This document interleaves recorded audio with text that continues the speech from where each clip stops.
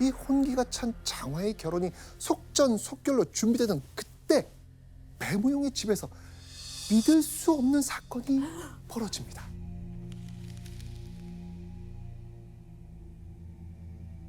계모 허씨가 집에 돌아온 배무용을 보더니 한숨을 푹 쉬고 혀까지 차기 시작을 합니다.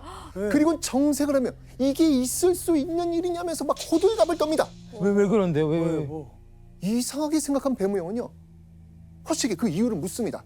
그러자 허씨는 아무 대답도 하지 않고 배무용 끌고 어딘가로 향합니다. 허씨의 발이 멈춘 곳은 바로 장화의 방문 앞이었습니다.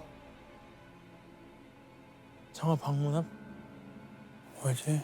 허씨는요, 배좌수를 세워두곤 곤히 잠든 장화의 방 안으로 살금살금 들어갑니다. 그리고 장화의 이불을 들추더니 무언가를 쑥 꺼내 보입니다. 뭐지? 배무용은 허씨가 손에 움켜쥔 것을 보고 소스라치게 놀랍니다. 여러분들, 이것의 정체는 무엇일까요?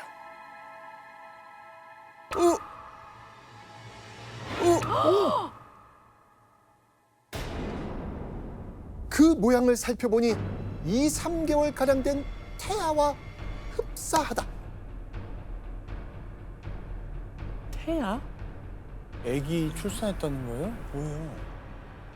계모의 손에 들린 것은 피투성이가 되어 있는 핏덩이였습니다. 무슨 말이지? 그런데 그 핏덩이가 마치 산달을 못 채운 낙태된 태아의 사체처럼 보였다는 겁니다.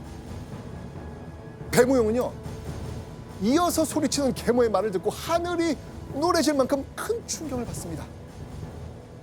혼례 준비가 다 무엇입니까? 장화가 낙태했으니까 이거 가문의 수치입니다. 계모의 말에 따르면 혼례도 치르지 않은 장화가 아이를 가졌다가 낙태했다는 겁니다. 근데 계모의 모든 말을 들은 배무용은 그만 바닥에 털썩 주저앉고 맙니다. 이건 배무용은 물론이고요, 가문의 앞날을 가로막는 엄청난 사건이었거든요. 하지만 깊은 잠에 빠진 장화는 계모 아버지가 방에 온 것도 이런 충격적인 상황이 벌어진 것도 전혀 몰랐습니다. 장화. 근데 교수님, 저 진짜 궁금한 게 왜 아버지가 장화에게 이런 일이 있었던 게 진짜 사실이냐, 왜 안 얘기해요? 아버지가 딸에게 그것을 묻지 않는 까닭은 네. 그것이 진실이냐 진실이 아니냐와 상관없이 소문만 나더라도 집안의 명예는 떨어지는 것이고, 그것을 묻고 따지는 것이 오히려 소문을 나게 했기 때문입니다. 그리고 여성의 성적 자기결정권을 존중하고 있는 오늘날에도 미혼모가 된다는 건 아주 힘든 일입니다. 그런데 여성을 남성보다 미천한 존재로 보았던 조선시대에는 더 심각한 일로 보았던 것이죠. 혼례를 앞둔 양반집 처녀가 낙태했다는 사실이 이 세간에 알려지면 둘째 홍련, 이거 앞으로 쏟아지는 혼담 뚝 끊기겠죠. 그리고 배무용의 지위와 명망도 땅에 곤두박질 칩니다. 대를 이을 아들들 또한 피해를 보게 될 겁니다. 배무용의 머릿속이 하얗게 변했던 그때 배무용에게 가문의 명예를 지킬 비장의 카드가 있다면서 입을 연 인물이 있었습니다. 바로 계모 허씨였습니다.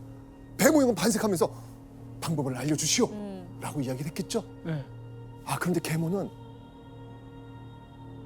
방법 말하면 배무용이 분명히 자신을 책망할 게 뻔하다면서 절대 말할 수 없다고 입을 꾹 닫습니다.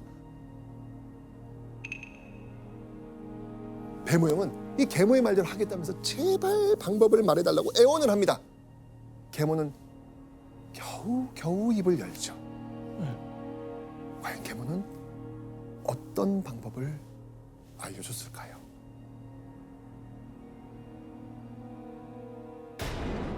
장화를 죽여 자취를 없애야 합니다. 허씨는 지금 이 문제 해결을 위해서 장화를 죽여야 한다는 것이었죠. 배무용은요, 계모 허씨가 내놓은 방법을 듣고 깜짝 놀라 두 눈이 휘둥그레집니다.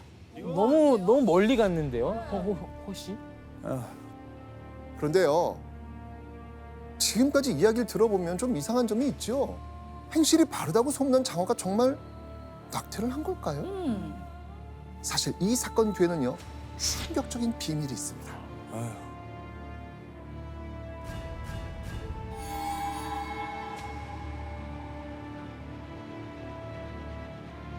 배무용이 장화와 홍련에게 허씨를 내치겠다 선언한 그날 밤, 네. 남편의 뒤를 밟아 따라온 계모 허씨가 우연히 창틈으로 그 모든 말을 들었던 거예요. 아, 이대로 있다간 자신이 내처질 위기라고 생각했던 이 허씨는 먼저 장화와 홍련을 없애야겠다고 결심을 한 겁니다. 그래서 계모는 장화의 거짓 낙태 사건을 꾸몄던 거예요. 이럴 줄 알았어. 그러던 어느 야심한 밤, 배무용이 급히 장화를 부릅니다. 장화는 아버지가 깊은 밤 왜 나를 찾으실까? 의아해하면서 아버지한테 가죠. 그런데 장화는요, 아버지 배무용의 말을 듣고 깜짝 놀랍니다. 자, 이 배무용은 장화에게 외가에 가도록 하라, 이렇게 얘기합니다. 이상한데 저는. 그런데 장화는요, 태어나서 한 번도 외가에 가본 적이 없었거든요.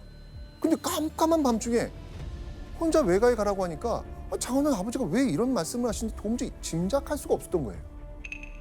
외가에 가라는 이유를 전혀 알 수 없었던 장화는요, 길도 모르고 어두우니까 이건 좀 어렵겠습니다, 아버지라고 말을 했죠. 자, 이 장화의 말에 아버지 배무용은 혼자 가라는 것이 아니다. 동생 장세와 함께 가거라. 왜 장세랑 같이 가요?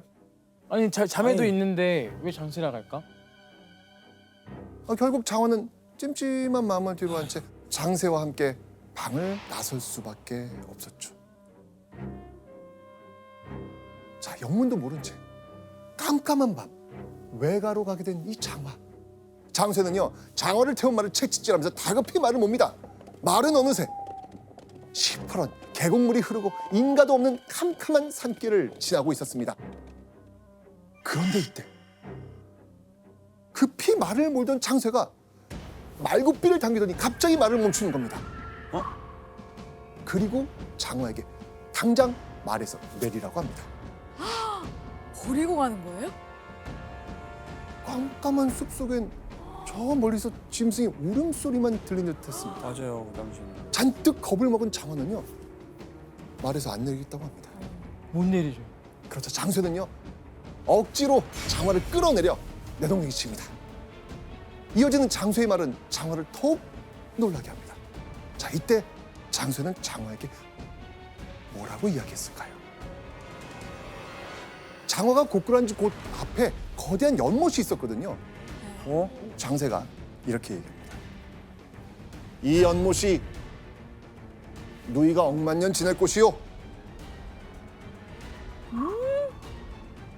장세가 연못을 장화의 무덤이라고 말한 겁니다. 그리고 이어진 장수의 말에 장화는 날벼락이 머리 위에 내리꽂히는 듯한 충격을 받습니다. 누이의 행실이 나날이 나빠져 낙태까지 했으니 누이 없앨 수밖에 없소. 자, 이 장수의 말을 들은 장화, 나쁜 행실? 낙태? 장화는 장세가 무슨 말을 하는지 도통 이해하지 못했습니다. 하지만 장수의 이야기를 듣고 장화가 확신한 게 있었죠. 이거 다 죽이려는 음모다. 그리고 이 계략 꾸민 거 분명 계모다. 평소 괴롭혔으니까. 예. 결국 장화는 그 자리에서 하늘이 무너져라 목 놓아 울기 시작합니다. 그런데 혼절할 듯 울던 이 장화의 머릿속에 떠오르는 얼굴이 하나 있었어요. 동생. 그렇죠. 네. 하나뿐인 동생 홍련. 장화는 홀로 남은 홍련을 지키기 위해서 장수에게 혈육의 정을 생각해서 제발 마지막 소원 하나만 좀 들어달라고 애원을 합니다. 네, 너의 말대로 죽겠다. 대신 잠시 외가에 가서 홍련을 보살펴달라고 부탁만 좀 하게 해다오. 장화는 자신의 목숨보다 집에 홀로 남은 동생 홍련이 걱정됐던 거예요. 계모 화씨가 장화에게 누명을 씌운 것처럼 홍련에게도 흉악한 짓을 벌일 수 있겠죠. 장화의 뭐 동생이니까 음. 똑같이 그런 누명도. 예. 또 다 홍련이가 받을 거고 결국 홍련이도 죽게 되지 아. 않을까. 하지만 장쇠는 장화의 눈물과 애원에도 아랑곳하지 않습니다. 해야지. 오히려 자기는 얼른 집에 돌아가야 되니까 어서 죽으라면서 장화를 연못가로 떠밀기 시작합니다. 와 장수희. 결국 연못가까지 떠밀린 장화. 결국 깊은 연못에 몸을